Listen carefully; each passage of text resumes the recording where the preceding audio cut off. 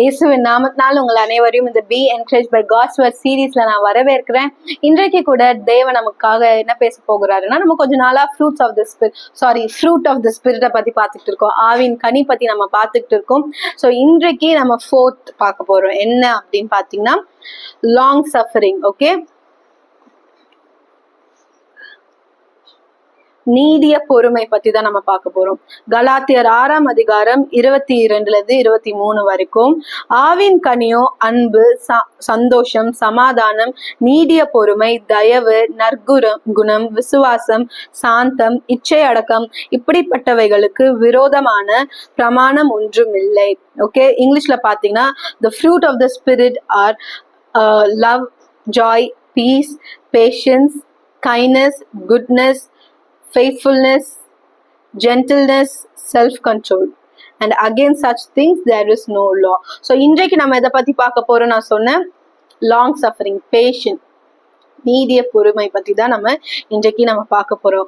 ஒரு Christian life, okay, life of a Christian, or should I say, தேவனை பின்பற்ற பிள்ளைகளான நம்மளுக்கு இந்த நீடிய பொறுமைன்றது ரொம்பவே தேவை. ஏன் அப்படி நான் சொல்லிடுறேன், ஏன்னா இயேசு நம்ம மீது நீடிய உடையவரா இருந்தாராம். நம்ம எல்லாருமே இந்த டைலாக் சொல்வல, என் பொறுமைக்கும் ஒரு எல்லை இருக்கு, பொறுமைக்கும் ஒரு எல்லை இருக்கு. ஆனா ஆண்டவரோட இயேசுவோட பொறுமைக்கோ எல்லையே இல்லைங்க.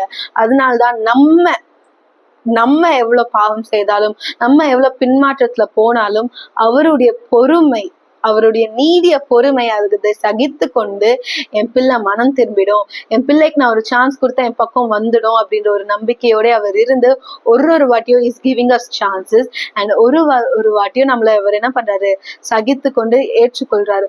அதே ஒருவேளை ஆண்டவர் நம்ம மீது நீடிய பொறுமையா இல்லாம நம்ம செய்யற தவறுக்கு உடனே நம்மள பனிஷ் பண்றவரா இருந்தா நம்ம எந்த நிலைமையில இருப்போம் யோசிச்சு பாருங்களேன்.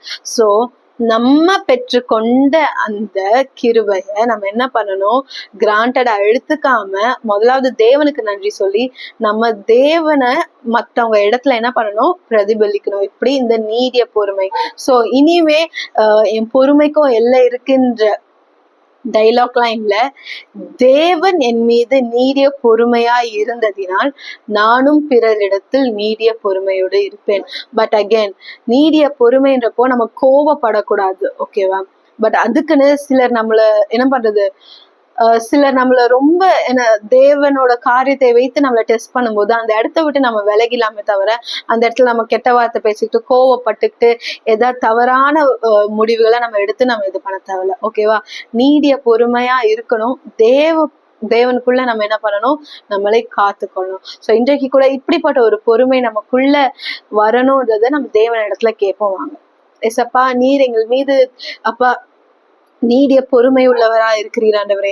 நாங்களும் நீடிய பொறுமையா இருக்க எங்களுக்கு கிருபை தாங்க.